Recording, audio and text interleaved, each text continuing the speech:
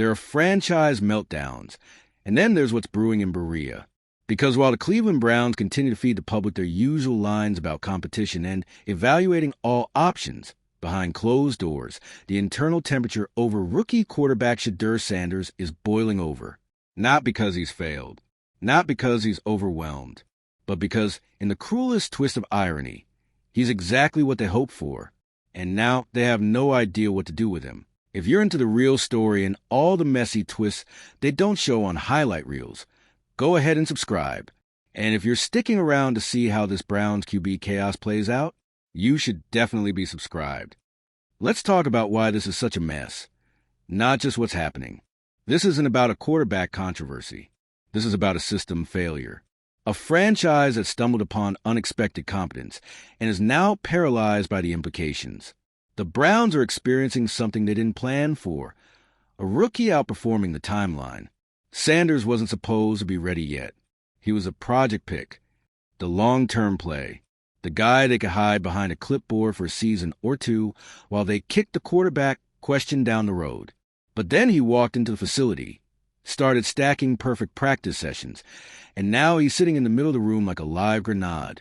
There's no plan for this, no protocol. The coaching staff, which had budgeted time and space for developmental reps, now has to consider reshuffling the entire depth chart just to make the evaluation honest. And the front office? It's split, starkly.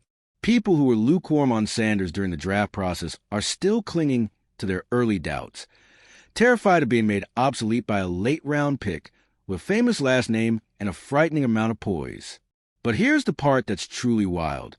Sanders hasn't changed a single thing about himself to cause this drama.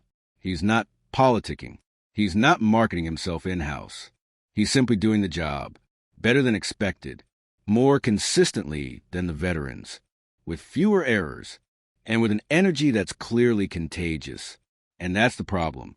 Because what happens when a franchise built on a 5-year plan suddenly finds itself face-to-face with a 5-week breakout? Chaos.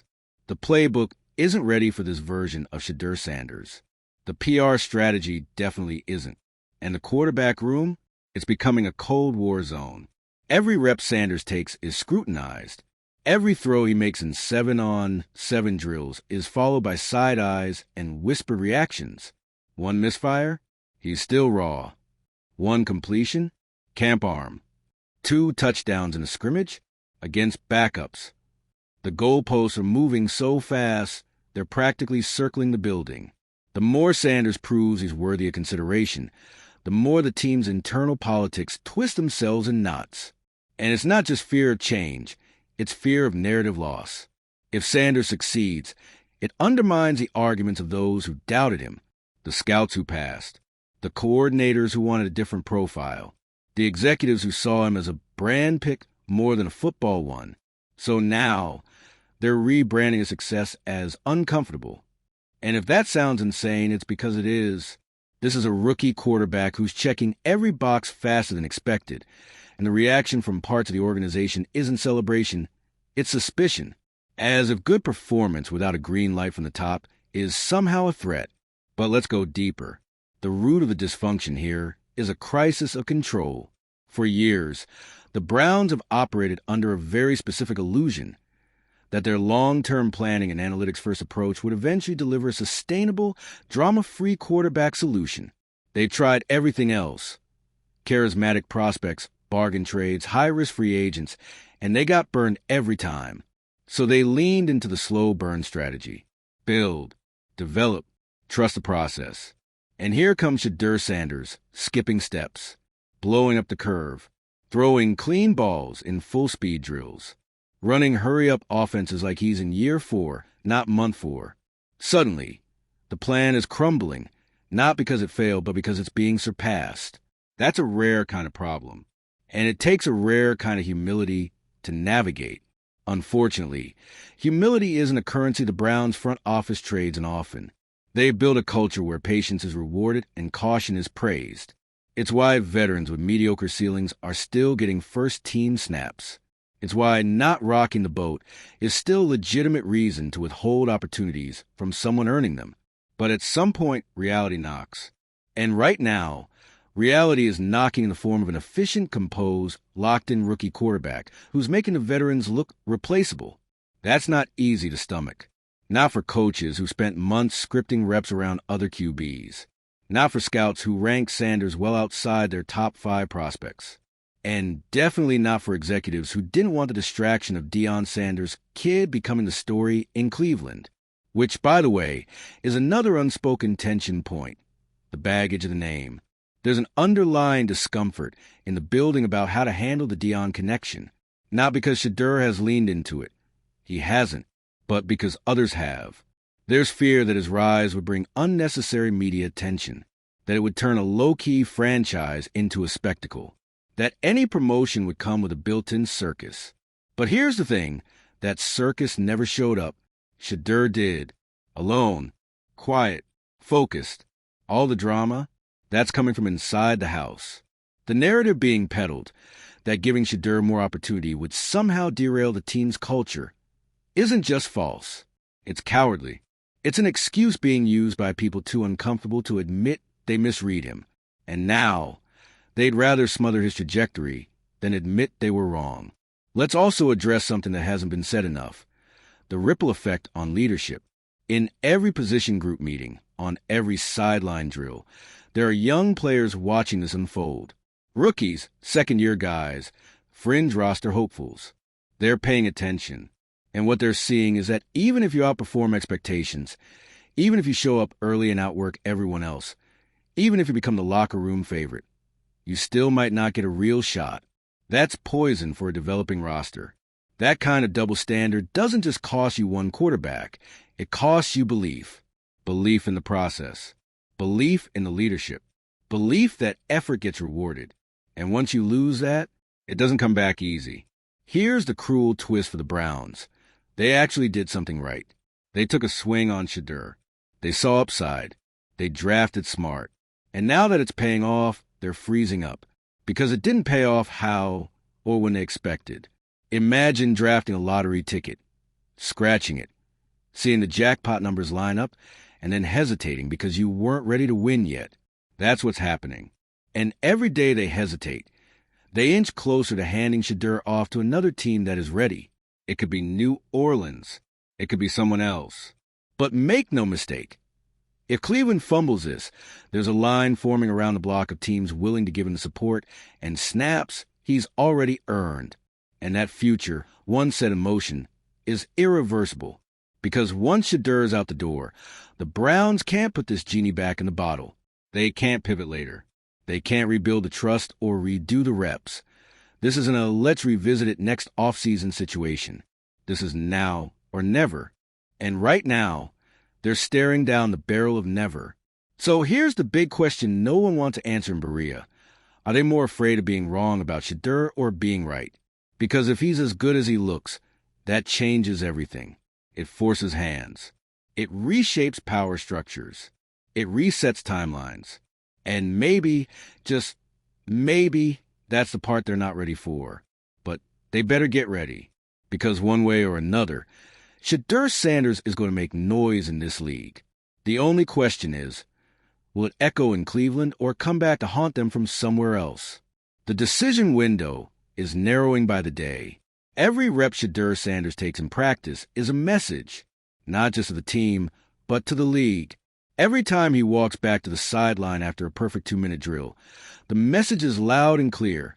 I'm ready. But the Browns? They're still squinting at the tape, like they need a second opinion. It's almost like they're hoping he'll falter, that he'll finally have that off day, that ugly pick, that rookie moment to justify pushing him down the chart again. But that moment hasn't come. Not in the red zone. Not in the hurry-up. Not in live scrimmage. And that's what has everyone upstairs sweating. They weren't prepared for competence.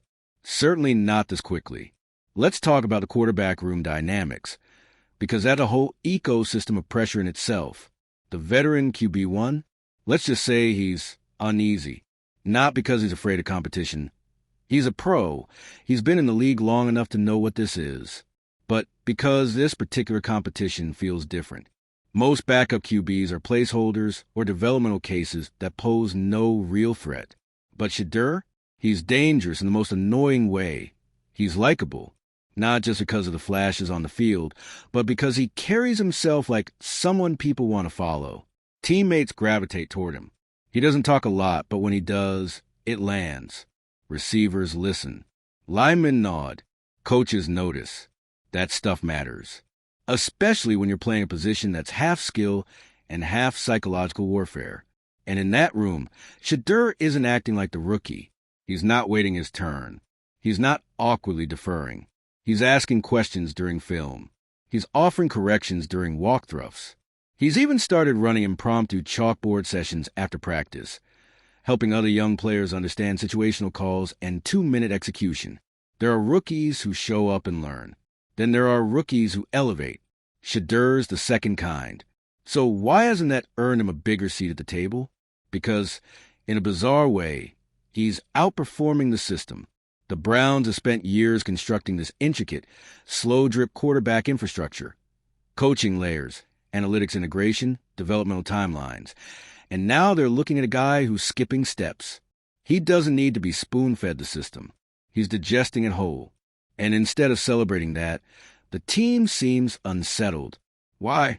Because it means they might have to rethink the plan. There's a certain kind of executive who hates being surprised, even by success, especially by success, because it makes them look like they didn't anticipate something, like the spreadsheet didn't warn them, like the scouting grade didn't quite match the reality. And if there's one thing some front offices fear more than losing, it's being caught off guard. Sheduer is the glitch in the matrix. And rather than adapt, some would rather reboot. But here's the thing. You can only resist momentum for so long. Eventually, the pressure shifts. Right now, it's internal. The staff debates, the depth chart whispers, the trade talk. But if Sheduer stays and keeps doing what he's doing, that pressure becomes external. The fans will catch on. And once they start asking, why is the rookie sitting when he's out playing everyone? You're in a different storm entirely. Because fan pressure, that doesn't go away. It grows. It chants. It makes pregame signs. It calls into local radio and burns through Reddit threads like wildfire. And if the current starter starts struggling, if the season opens with back-to-back losses, and Sheduer is still riding the pine, good luck quieting that noise. Now, maybe the Browns are gambling that they can keep this under control, that if they hang on to Sanders and manage the narrative, they can find a clean break, move him quietly, get back a second or third round pick, pretend it never happened. But even that comes with risk, because if they trade him, the second he throws a touchdown for another team, especially one like New Orleans, where they've already laid the groundwork for a quick transition, the Browns will get dragged. And if he thrives, they won't just be clowned. They'll be remembered. For years, this won't be a footnote in a throwaway season. This will be the storyline. The one that got away saga that resurfaces every time the Browns go 8-9 and miss the playoffs. Sheduer will become their boogeyman. The guy who was there. The guy who showed up. The guy they refused to see. And all of this for what? To protect a fragile power structure? To save face on a draft pick order? To avoid letting a rookie quarterback become a locker room leader too soon? The math doesn't check out. Not unless you're doing calculations based on pride. What makes this even more surreal is that Sheduer himself isn't campaigning. He's not trying to force his way into the spotlight.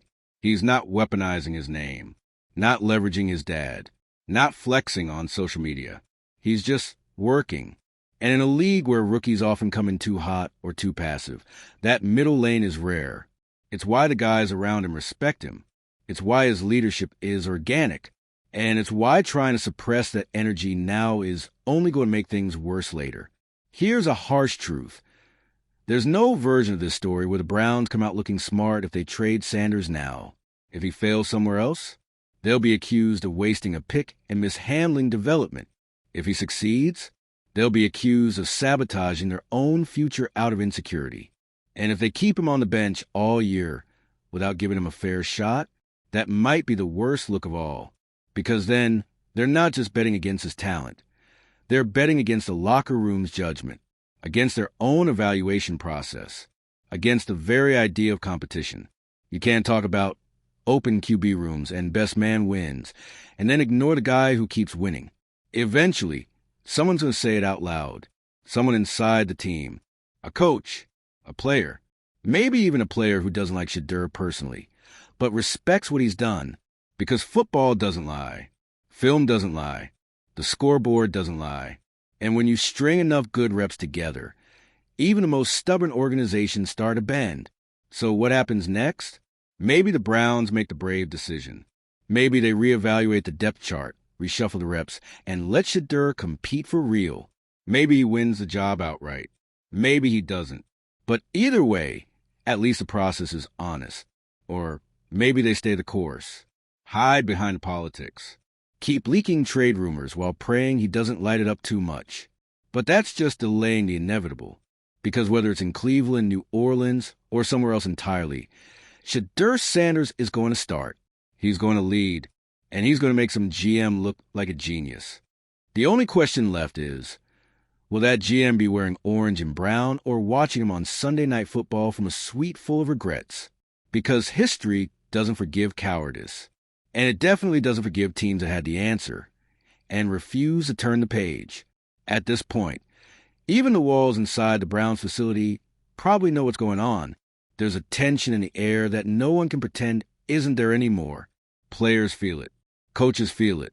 You can bet Sheduer Sanders feels it. Because when you're outperforming the plan and the plan refuses to adjust, that tension becomes a living, breathing thing.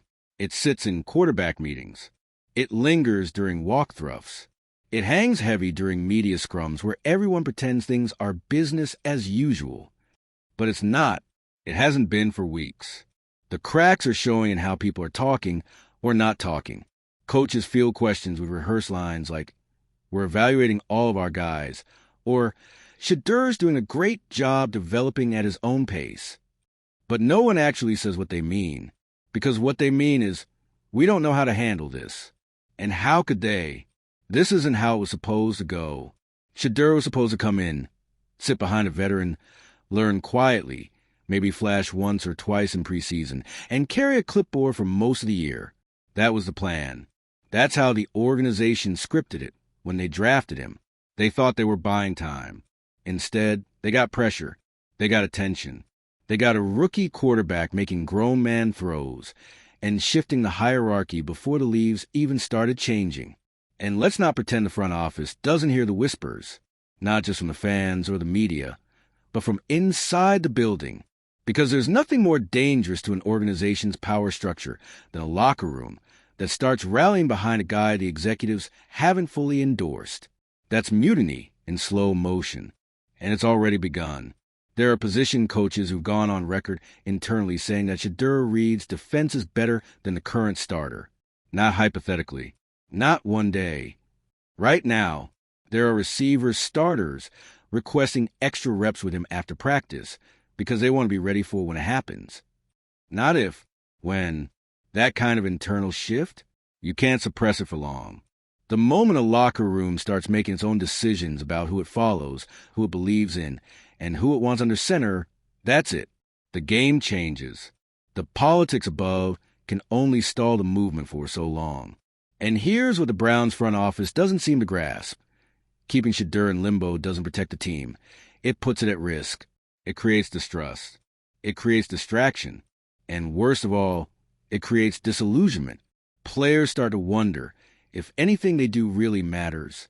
If performance means less than politics.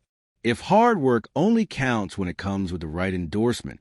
And when that seed of doubt is planted, it grows. Fast. Now, let's flip this narrative one more time. What if they did it? What if Cleveland actually let go of the control, stopped fearing consequences, and gave Sheduer Sanders the keys, at least for a test drive? They don't even have to name him the starter outright. All they'd have to do is put him in with the ones. Give him a legitimate preseason series against real competition. See what happens. Not in garbage time. Not against third-string defenders. But in the heat of it. Because if you're afraid of that moment, what are you even doing? If you're an NFL franchise scared of discovering your backup is better than your starter, you're not building. You're babysitting. And no one gets to the playoffs by babysitting talent. especially not in the AFC. The truth is, starting quarterbacks emerge in different ways. Some come in with the crown already polished. Some earn it in OTAs. And some, they just take it. Sheduer is already halfway through the door. He just hasn't been invited to sit down yet. And this isn't even about comparing him to the other guys. It's not about disrespecting veterans. It's not about hype. It's about giving a guy who's earned the reps a chance to keep earning them. That's it. But in Cleveland, apparently, that's asking too much. Because deep down, there's a fear that giving Sheduer the wheel, even for a second, makes him real. And once he's real, you can't put the genie back in the bottle. You can't say we're developing him when he's throwing touchdowns. You can't hide him behind vague language when he's making reads like a veteran. You can't keep calling it a QB competition if one guy keeps winning and still isn't allowed to move up. So instead, they're choosing to delay, to slow play, to talk in circles. But time doesn't care about your politics. The locker room doesn't wait forever. And talent doesn't always follow your calendar. Sheduer Sanders is happening. Whether it's in Cleveland, New Orleans, or somewhere else entirely, it's coming. And the Browns know it. That's why they're frozen. That's why they're hesitant. Because they see what's possible and it terrifies them. Because it means admitting their structure isn't perfect. That their process needs tweaking. That sometimes football isn't about spreadsheets or draft boards. It's about guts. And right now, Cleveland is gutless. They've got a quarterback with the right arm, the right mind, and the right attitude. They've got a locker room ready to rally. They've got a fan base desperate for something authentic, something exciting, something that works. But what they don't have is a nerve. Not yet. The longer this drags on, the more obvious it becomes. The Browns aren't just afraid of being wrong about Sheduer Sanders. They're afraid of being right, because that would mean everything changes. Timelines, representatives' narratives, power. And some people would rather protect the illusion of control than embrace the chaos that comes with real success. But success is knocking, loudly, and it's wearing number 14. So what's it going to be? Are the Browns going to double down on comfort? Or are they going to finally bet on the one thing they've never truly had at quarterback? Something homegrown, something earned, something real. We'll find out soon. Because Sheduer isn't going away. And neither is the truth.